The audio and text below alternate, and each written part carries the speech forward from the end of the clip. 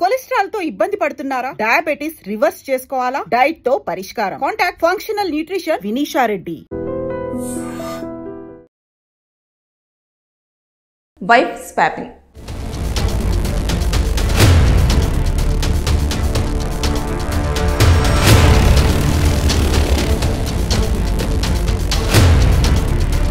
నమస్కారం, welcome to I dream. నేను మీ సంగీత. ఈ మధ్యకాలంలో ఎక్కువ మంది భార్యాభర్తలు చేస్తున్న పని ఏంటంటే అంటే ఒకరితో ఒకరు గడపాలి అని చెప్పేసి డిసైడ్ అయిపోతూ ఉంటున్నారు. అంటే వైఫ్ స్వాపింగ్ ఇది అనేది ఇప్పుడు ట్రెండింగ్లో ఉన్న విషయం తెలిసిందే మీ అందరికీ. అంటే ఇలాంటిదే ఒక కేసు బెంగళూరులో చోటు చేసుకుంది. దాంట్లో ఏమైంది అంటే భార్య రివర్స్లో భర్తను చంపేసి వెళ్ళి స్టేషన్కి వెళ్ళేసి నేను నా భర్తను చంపేశాను, నాకు ఎలాంటి శిక్షలు ఉంటాయో చెప్పండి, నన్ను తీసుకెళ్ళి జైల్లో కూర్చోబెట్టండి, నాకు ఇలాంటి లైఫ్ వద్దు అని చెప్పేసి చెప్పడం జరిగింది. అసలు ఏం జరిగింది అనేది వివరాల్లోకి వెళ్తే ఒకసారి ఎవరైతే ఈ అమ్మాయి ఉంది, ఈ అమ్మాయికి వచ్చేసి 36 ఇయర్స్, పేరు నేత్ర. స్వామి అనే 46 ఇయర్స్ అతను ఒక దగ్గర వర్క్ చేస్తున్న సమయంలో ఈ అమ్మాయికి ఇంకా అప్పటికి పెళ్లి కాలేదు. కానీ స్వామికి మాత్రము 25 సంవత్సరాల క్రితమే పెళ్ళైపోయింది. ఒక కొడుకు, ఒక కూతురు కూడా ఉన్నారు, భార్య కూడా ఉంది.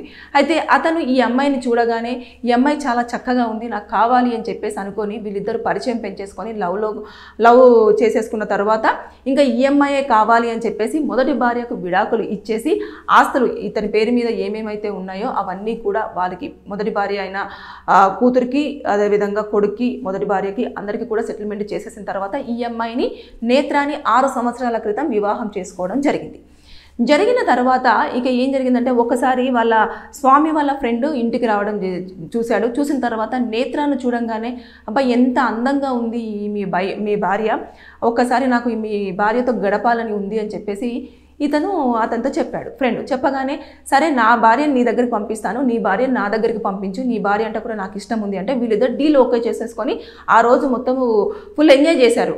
డ్రింక్ తోటి ఎంజాయ్ చేసిన తర్వాత అదే విషయాన్ని తీసుకొచ్చేసి నేత్రతో చెప్పడం జరిగింది స్వామి. చెప్పిన తర్వాత నువ్వేమన్నా మనిషివేనా, అసలు ఏంటిది, నేను ఎలా కనిపిస్తున్నాను, మొదటి భార్యను కాదనుకొని నువ్వు నా దగ్గరికి వస్తే నా మీద ప్రేమ ఉందనుకున్నాను, నువ్వు నన్ను ఇంకొకరి దగ్గరికి పంపించడం ఏంటి అని చెప్పేసి ఆవిడ ఇంకా రోజు గొడవలు. అలా 8 నెలల పాటు కూడా ఆమెకు నరకం చూపించాడు. నువ్వు వెళ్తావా వెళ్ళవా అని చెప్పేసి ఇంకా అదే ధ్యాసలో ఫుల్ డబ్బు స్వామికి. అసలు ఎంత డబ్బు అంటే తరగని ఆస్తి, అంత ఆస్తి ఉంది, అందమైన భార్య ఉంది. కానీ వేరే అతని వాళ్ళ భార్యతోటి గడపడం కోసము ఇప్పుడు తీసుకొచ్చుకున్న ఈ నేత్ర అనే 36 సంవత్సరాల మహిళను చాలా కిరాతకంగా హింసించేవాడు. తాగడము, అభ్యుదులుగా మాట్లాడడము, కొట్టడము, తిట్టడము ఇవన్నీ చేస్తూ ఉండేవాడు.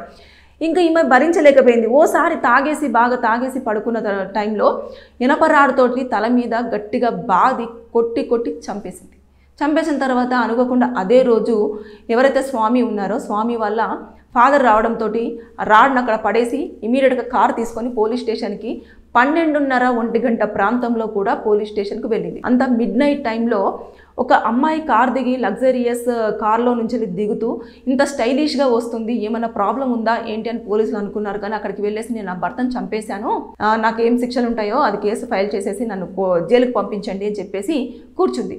అదేంటి మీ భర్తను ఎందుకు చంపారు అని అంటే ఇలా నన్ను వేధించాడు, ఇలా పెట్టాడు, నన్ను వేరే వాళ్ళ దగ్గర పడుకోమని చెప్పేసి వేధిస్తున్నాడు అని చెప్పేసి చెప్పారు.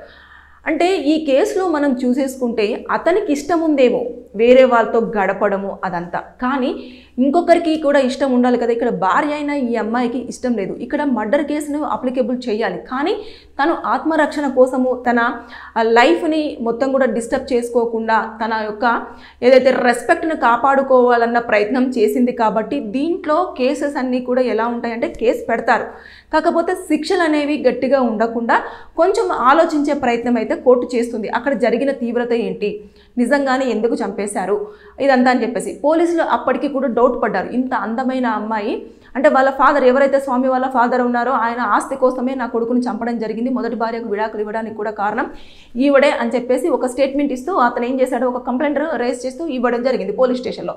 ఇచ్చిన వెంటనే పోలీసులు ఎవరైతే ఫ్రెండ్ ఉన్నారో అతన్ని పిలిచి కనుక్కొని వాళ్ళ వాట్సాప్ చాట్లు కానివ్వండి, తర్వాత నెక్స్ట్ అన్నీ చూసేస్తే అది నిజమే, వైఫ్ను షేర్ చేసుకుందాము అని చెప్పడం జరిగింది. ఎవరైతే ఫ్రెండ్ ఉన్నారో ఫ్రెండ్ వాళ్ళ వైఫ్ స్వామితో గడపడానికి చాలా ఇంట్రెస్ట్ చూపించింది. ఎన్ని నెలలు అంటే అన్ని నెలలు, ఎన్ని రోజులు అంటే అన్ని రోజులు నేను అతనితో గడుపుతాను, నాకు ఇష్టమే అని చెప్పేసి ఆవిడ చెప్పింది. ఆవిడకి ఇష్టం ఉందేమో, కానీ అదే ఇష్టం ఈ అమ్మాయికి కూడా ఉండాలి కదా, నేత్ర అనే అమ్మాయికి ఉండాలి కదా. ఇష్టం లేకుండా నువ్వు అలా బలవంతం చేస్తూ ఇంకొకరి దగ్గరికి పంపించాలన్న ప్రయత్నం చేయడం వల్ల ఈమె క్రిమినల్గా మిగిలిపోవాల్సిన చోటు చేసుకుంది.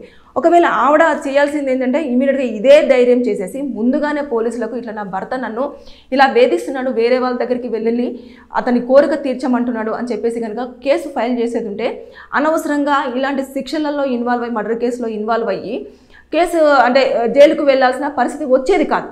కానీ అక్కడ ఆలోచించలేదు, 8 నెలల పాటు భరించింది. కానీ ఒక్క క్షణంలో ఆవేశము కట్టలు తెంచిపోయి ఇమీడియట్గా రాడుతోటి బాది చంపేసింది.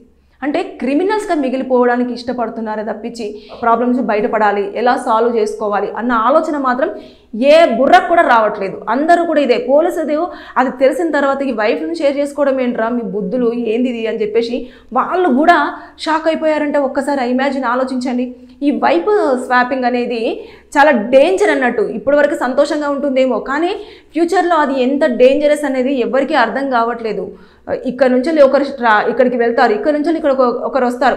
వీళ్ళు ఏమైనా ఈ పర్సన్స్ చేయొచ్చు, లేదు అంటే వాళ్ళైనా ఈ పర్సన్ని మొత్తానికి లేకుండా చేసే అవకాశాలు ఉంటాయి. ఇలాంటి సమయాలలోనే ఎక్కువగా హత్యలు ఇలాంటివన్నీ కూడా జరిగే అవకాశాలు ఉంటాయి. ఎందుకంటే అతని వల్ల ఎక్కువగా ఆనందం ఉంది, ఇతని వల్ల లేదు. ఇలా కంపారిజన్ అనేది స్టార్ట్ అవుతుంది.